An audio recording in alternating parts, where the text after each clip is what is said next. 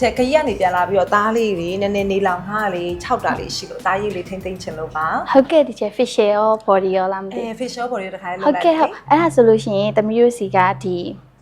facial treatment လေးတွေပေါ့နော်ဒီချက်ကို recommend ပေးရမယ်ဆိုရင် crystal healing facial လေးကိုတော့ recommend ပေးတယ်ဒီချက်crystal healing လေးရှိရပေါ့ဟုတ်ကဲ့ဟုတ်သူကကြတော့ crystal လေးကိုသုံးပြီးတော့ massage နှိပ်ပေးရဆိုတော့လေသမီးတို့စီမှာကတော့ဒီ Lasos ရဲ့ own brand ဖြစ်တဲ့ Indie product ကိုပဲသုံးတယ်ပေါ့နော်ဟိုဘက်မှာ display ပြထားတာလေးတော့ရှိတယ်ဟုတ်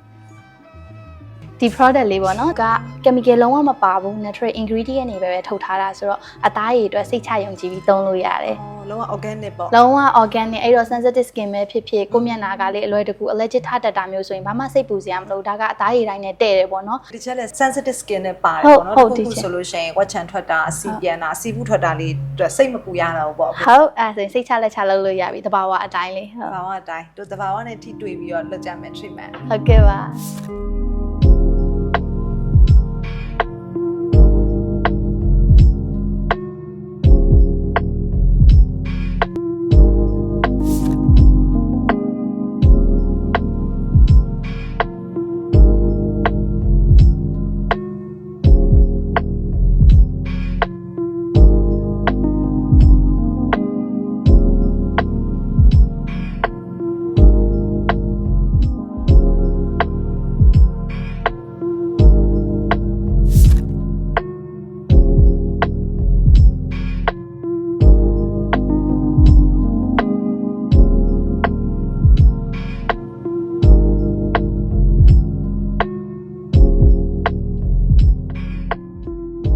ခုဆိုရင်တော့ကျမ facial treatment session လေးပြီးဆုံးခဲ့ပြီပေါ့နော်အဲ့တော့ facial မှာတော့ကျမတို့တွေ hydration ဆိုရေးတက်ဖြစ်တဲ့အပိုင်းရယ် crystal healing ပေါ့နော် rose quartz crystal လေးနဲ့ massage လုပ်တဲ့အပိုင်းလေးရယ် treatment ယူခဲ့ပေါ့နော်အဲ့တော့ဒီ treatment ကိုပြီးတဲ့အခါမှာခံစားရတာလေအသားရည်ထိမ့်သိမ့်ခြင်းထက်ပိုတဲ့ therapeutic effect ပေါ့နော်စိတ်ကောလူရောအသားရည်ရောအားလုံးအနာရတဲ့ 100% relaxation effect ကိုရရှိပါတယ်အဲ့ကျမတို့တွေကဘဝမှာပေါ့နော်မနာဘဲနဲ့စတိုက်ကြီးသွားနေမယ်ကို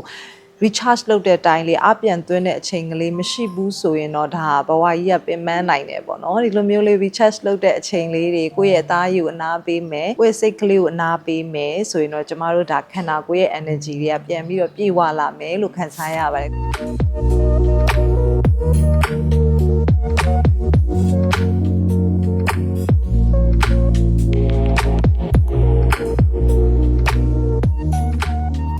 မျက်နှာလေးကအရေးကြီးသလိုခန္ဓာကိုယ်ရဲ့အသားရည်လေးတွေကလည်းရန်ရေးကြီးရလေနော်အဲ့တော့ခန္ဓာကိုယ် body treatment လေးလည်းကျွန်မဒီနေ့ယူခဲ့တဲ့အတွေ့အကြုံလေးပြောပြပေးပါမယ်ကျွန်မတို့ပြင်ပကလေဒူးက pollutant ဆိုတဲ့လေဒူးညဉ့်ညံ့မှုတွေကြောင့်ကျွန်မတို့အသားရည်ထဲမှာဖုံနေ chemical